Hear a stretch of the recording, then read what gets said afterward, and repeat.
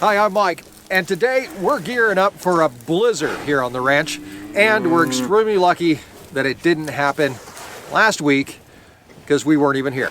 Today we go from the farm to Fox News and back to the farm on Our Wyoming Life.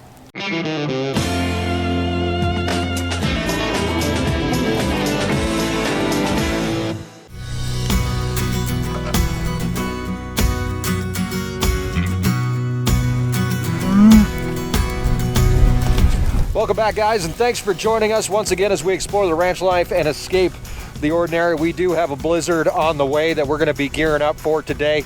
And like I said, it's a good thing it didn't happen last week because we were actually in Omaha, Nebraska for part of the Farmer to Farmers Farmers Business Network conference, and that was a lot of fun. I'm going to share with you guys today some of the stuff that we got to do while we were there. This isn't a travel vlog because I really didn't film anything while I was there. I have a few pictures and a few video that was given to me by the folks at FBN. But it was a lot of fun to be there and hang out with some really cool people and meet some people that I never would have had a chance to meet in my entire life. And the Farmer to Farmer Business Conference is coming up next year as well. So this is kind of a little sneak peek if you didn't get a chance to make it this year. This will kind of show you what you missed, and hopefully you'll be able to come visit us there next year. So because we have this storm on the way and we're looking at 18 inches of snow coming up, along with like 50, 60 mile an hour winds, we are now under a blizzard warning, I do believe. Blizzard watch, blizzard warning, one of the two. Really, they just mean bad things all the way around. And that's for us and for the cows. So today what I really get to do is kind of cruise around and really take a look at what needs done. This afternoon will be a big push, and what I'm planning on doing is actually filming the entire day. Actually, I'm planning on filming the next few days and being able to put that together for you guys for Thursday's video. So let's get out from the middle of this mob that we've got going on here, because we're going to come back and feed these guys in just a little bit. But let's go check out a couple other problems that we might be having. Move it. Come on. Scooch.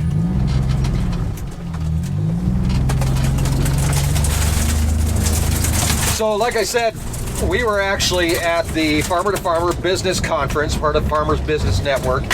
We were there for 4 days last week and had a whole lot of fun while we were there. In fact, we left Monday morning and actually drove from here to Omaha, Nebraska.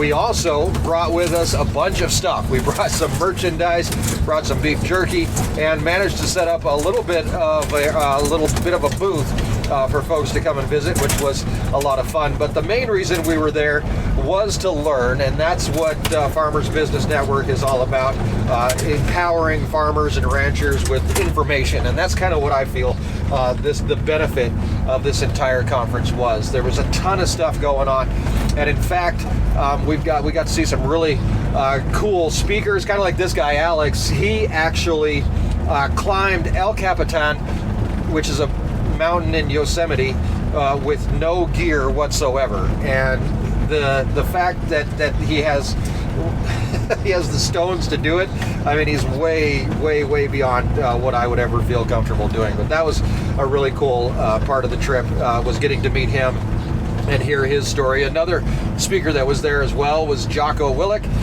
You may have heard his podcast. He had a very cool motivational type speech. Got a chance to meet him afterwards. Boy, talk about an impressive and intimidating dude, but a lot of fun to be had there with the speakers and everything else. So we actually got a chance to speak there as well, or I did, along with a few other social media influencers that I'm gonna get a chance to show you guys some clips from today as well. And yeah, I ended up on Fox News and Fox Business News, actually, on both of the channels while I was there also. But before we get to that, we have to take a look at some animals, and I'm going to talk to you a little bit about what this storm entails and what we need to prepare for.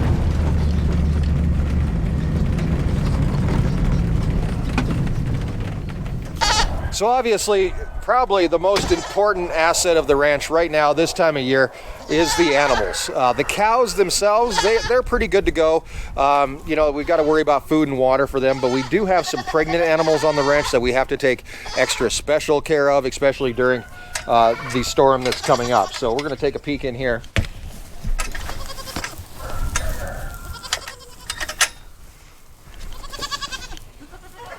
So over here we've got Ethel. Ethel is our pregnant donkey.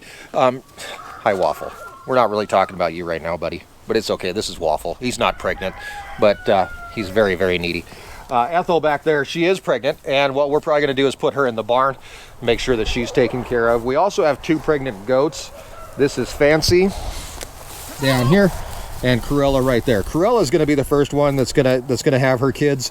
Our goal here is to actually keep these 2 over here in the chicken house, which is behind me, or the goat house, or whatever you want to call it. We're going to keep them over here where they're warm inside. If one of them does happen to kid out, probably what we'll end up doing is keeping them in the warm chicken house. Then Jack and Waffle back there will actually move into the barn. It's not heated in the barn, so it won't be as nice as it will be over here, but if we're going to have new babies, we want to make sure they're warm and taken care of.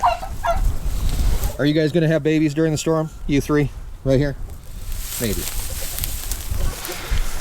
Barometric pressure changes, and it really can affect animals, you know, moods and pregnancies and everything else. So we're definitely going to be keeping an eye on that. We're having a little bit of trouble with the chicken house and water freezing up, so I'm going to have to tackle that today because I don't want to be fighting with that during a storm. Our biggest problem is our inlet system back here in the back of the chicken house.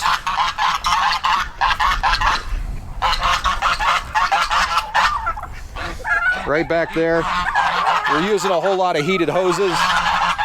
They're not able to keep up with the frigid temperatures, so we're gonna have to come up with some sort of insulation solution there. So right when I got to Omaha, we actually went out to a really cool steakhouse called Round the Bend Steakhouse, which was a little bit outside of Omaha in Ashland, I think was the name of the town. And we got to meet up with Zach from Minnesota Millennial Farmer, who we've met a few times. If you followed along, we've hung out with him and did a podcast together and had all kinds of fun. We're pretty good friends with those guys. So we got to hang out with a little bit with Zach that night, and then the next morning it was all business as we headed into the convention center, the event hall, and started getting set up for what we needed to do. And it was right away that I was grabbed by Fox Business News and Fox News, same guy basically, 2 different channels, and asked about the economy in ranching and farming. Inflation putting a strain on American farmers, driving up the cost of everything from seasonal labor, weed killer, and fertilizer. Fox Business' Grady Trimble has more from Omaha, Nebraska. This is a real problem, Grady, and I'm glad you're focused on it today. It is, Dana. Fuel and fertilizer and equipment costs have also gone up. We're at the Farmers Business Network conference. I'm with Mike Galloway. He's a rancher out in Wyoming. You sell directly to consumers, so you know exactly how this is hitting them because you're the one who's unfortunately having to raise the prices because your costs have gone up. Exactly. Everything that we raise on the ranch is directly 100% to end consumer. So the only thing that we can do is pass that cost on to the consumer. And you're worried at some point they're going to stop paying, especially with food at home costs up more than 12% in the past year. Exactly. At some point, every family has to make a choice. Is it more important to have quality over quantity? And that's what we're running into. And quickly, how do you deal with it as the farmer? What we're doing is trying to raise a premium product that we know people will pay for. And the whole point of the Farmers Business Network, Dana, is to basically help farmers become more efficient, which is what they'll be doing today, and chatting about that from farmer to farmer to hopefully become more efficient on the farm, save money for them, and eventually that could help consumers out with lower prices in the long run. Even for us, our feed cost is going through the roof, and we're actually seeing our feed cost has doubled almost in the last year. So that's way more than 12%. But the point is that that farmers and ranchers are feeling the bite of the economy, and it's definitely making a difference. in the price of food by the time it gets to everybody's table. And that's why we encourage people to know where their food comes from. And of course, the farmers and the families and the ranchers behind it, because it makes so much more sense than just going to the store and it just magically shows up. Speaking of food, we actually need to go out and get these cows some food. For the past few days, I've actually been feeding them kind of a mixed ration, I guess. They've gotten hay every other day, just one bale of hay for all the cows out there, and then I'd be giving them cake on the alternate days. But now with this storm coming, I do want to get digestion working a little bit better than the grass that they're eating. So we're going to go feed them a little bit heavy today. Hopefully they can get a little bit of warmth going, because it's going to be super cold for the next few weeks. Even after the storm is over with, we're looking at temperatures that are going to be down in the teens for weeks to come. This storm with 18 inches of snow on the way, temperatures are going to be down in the 20s, low teens, right in that area. But for now, we want to make sure that the cows have something to eat. And really, what we need to concentrate throughout this entire storm, obviously we have the goats that are having babies, we got a donkey that's pregnant, but we do, even though we don't know if they're going to have their babies during this storm, we do know that animals need food and water. So we're going to start with the food process of things, and some of those numbers may just shock you.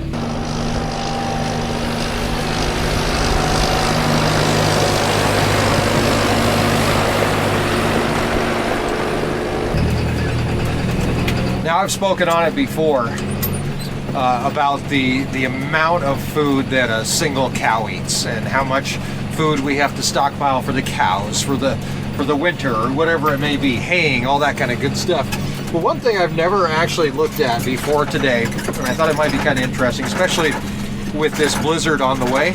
And one of the things that we have to worry about, obviously, with the blizzard is not just the cows, but every single animal on the ranch, all the way down to the cats that might live out in the barn. So what I did this morning was I actually sat down and figured out exactly how many pounds of food and how many gallons of water it takes to sustain the ranch for an entire day. And I got to tell you, it's a little bit more than I thought it was going to be, but I knew it was going to be a lot. And a lot of that does go into the cows. The cows eat quite a bit. In fact, we're heading out now to feed the cows some hay today, and we're going to be feeding them about 1,400 pounds is what they're going to get.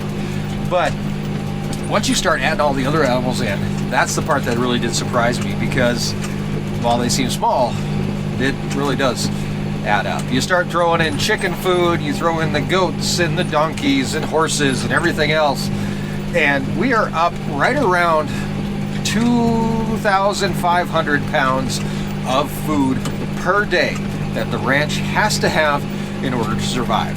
And one of the big things, obviously, with the blizzard coming up is that you have to be able to get that food to them. So when we're done feeding these guys here, we're actually going to start stockpiling food back at the shop or back at the main ranch. And that way, if the storm does happen to sock anything in and we're not able to get to the haystack or something like that, we've got alternative locations where we can find food for the animals. And it's not just hay. We also have grain, we have chicken food, we have cat food. We've got a little bit of everything that we have to make sure that we have access to for the next 4 to 5 days. Because when you're taking care of all these animals, if you don't have access to it, they don't. So we've got to make sure that we can get it to them.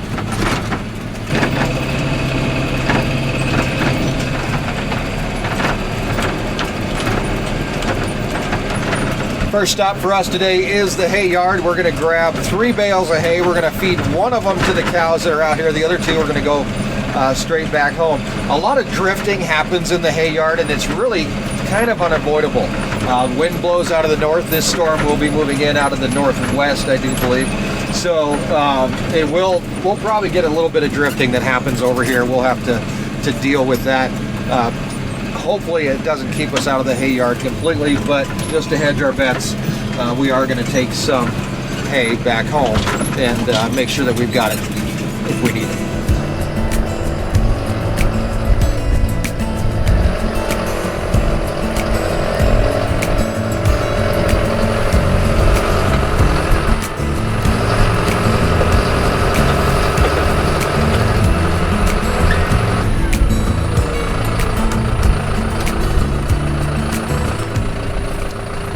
So today we're going to be utilizing our Hustler bale feeder, our bale processor. We're going to flip this bale up and over onto the processor, cut the net wrap off. That's the bale we're going to be feeding, and then we'll transport a few more.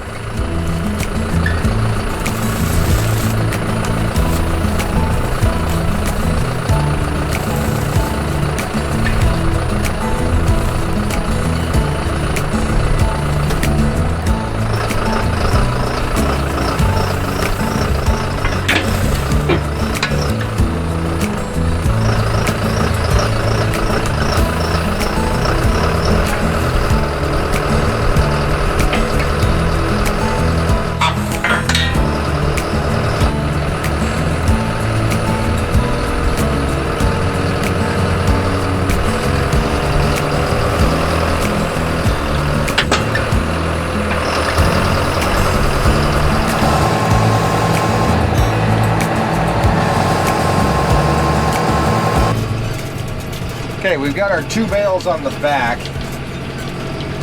Like I said, one of them is going to the cows. One of them we're taking back. I'm going to try to grab 2 more with our bucket and try to save us a little bit of a trip. We can bring 2 more with us. That'll give us 3 back home. Probably need to go give one of the horses, and that'll leave us with 2 in reserve. And I'll probably end up coming back over today and getting more, because you can never have enough.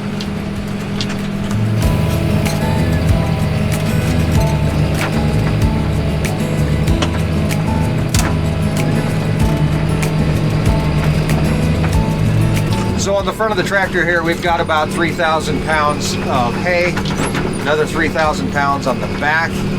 And like I said, if we're feeding about 2,500 pounds a day, that's really only a couple days worth of food. So we're gonna have to make sure we've got enough stockpiled where we can get to it and be able to feed these guys who are waiting so patiently over here.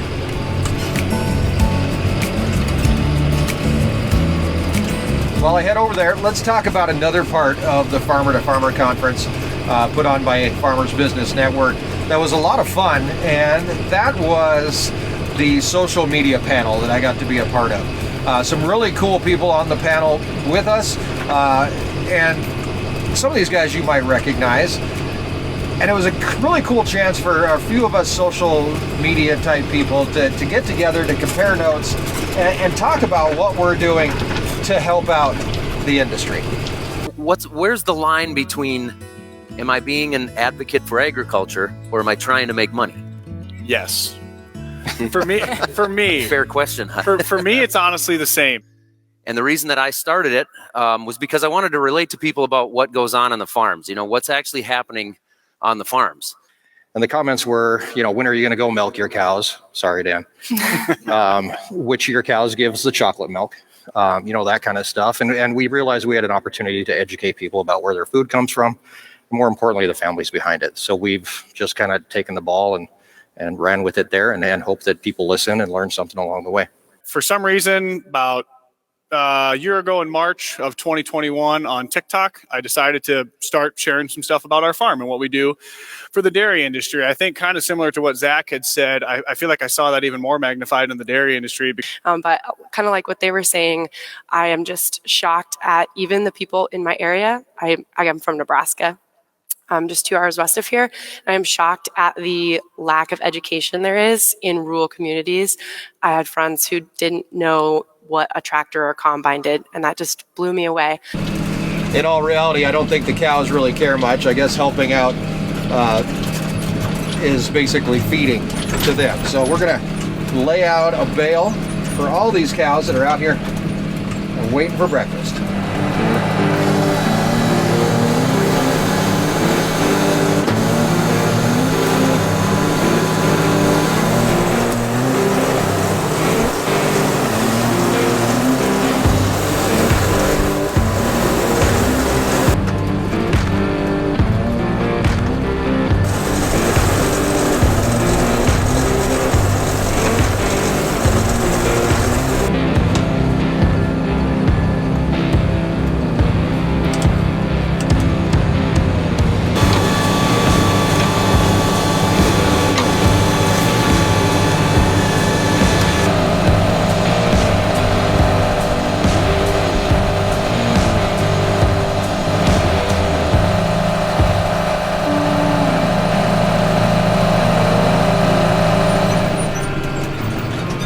All right, we're gonna head back to the main ranch. We're gonna drop off these bales, and then we gotta take a look at the water.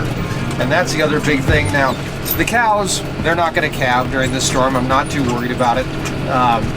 But we do wanna make sure that we have water and food. So food is the first part of that. Water is the next part.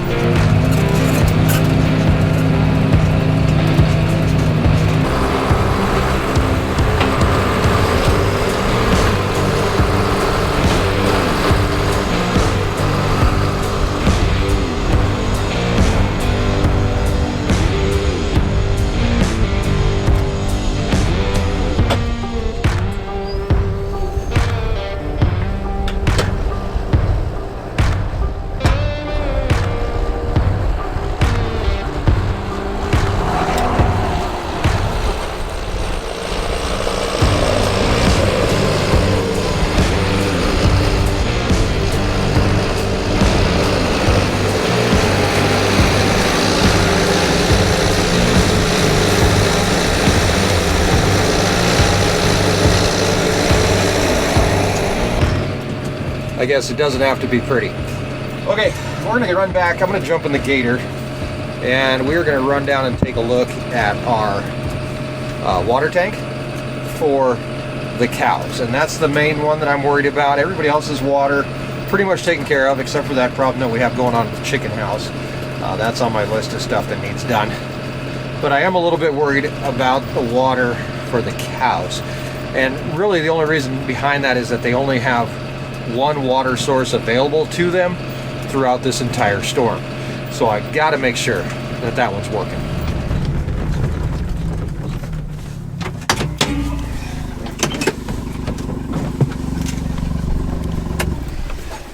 And this is that water tank for the cows. It's a metal tank, which really isn't the best. In fact, I've actually been meaning to replace it for quite a while, just haven't got around to doing it. We do have a stock tank heater that is in the bottom of this tank that's keeping things thawed somewhat. It's still pretty dang cold out here. We are getting some ice that's building up, but it's not super thick.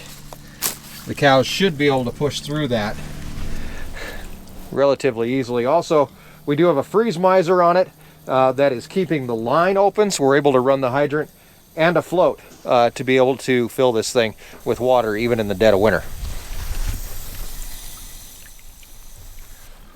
The only problem is that it does overflow eventually with the freeze miser running if the cows aren't over here drinking. So it's a little bit of a balancing act trying to figure out how much water we want to put in there. And everything having to do with farming or ranching is a balancing act. And that's one thing that I did learn over the last few days, especially in Omaha, and being able to hang out with other farmers and ranchers, that no matter what you do, whether you're raising cows, pigs, or even emus,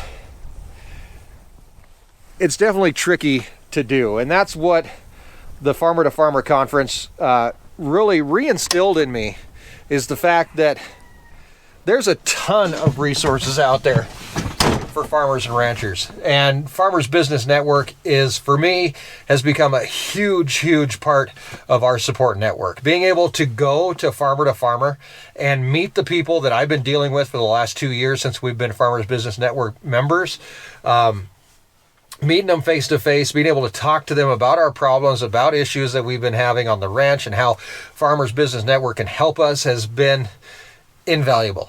You can deal with these guys over the phone or email or anything like that, and they are extremely helpful.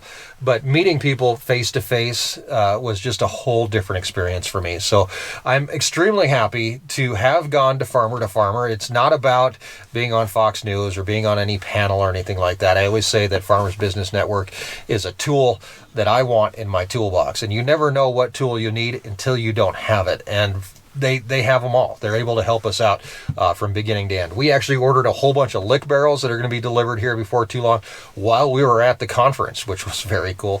And we were able to meet our salespeople in person for the very first time. So that was really nice. If you are not a member of Farmers Business Network and you are a farmer or you're a rancher and you're looking at cutting input costs, it's a great way to do it.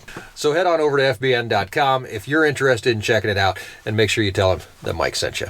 Guys, I've got a lot of work to do, and I'm going to be filming for the next few days throughout this entire blizzard, so you can come along with me. I'm going to start filming this afternoon as it starts to snow. It's not looking good out there, and it's only going to get worse. So make sure you subscribe and follow along as we explore the ranch life, escape the ordinary, and hopefully survive a blizzard right here on Our Wyoming Life.